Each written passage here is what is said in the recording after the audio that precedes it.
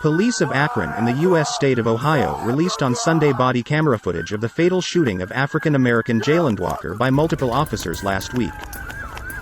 The shooting happened shortly after midnight on Monday as officers attempted to pull over Walker on unspecified traffic violations.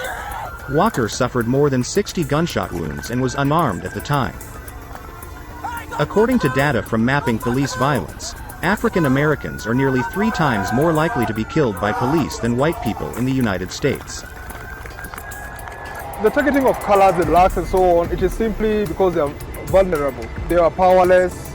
It is the vulnerability of the races, the powerlessness of the minority races that makes them also vulnerable to the ills that happen in the country.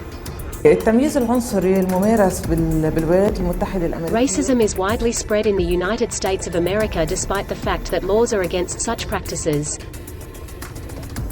But in fact, racism is there, and it is applied to people with colored skin all over the US.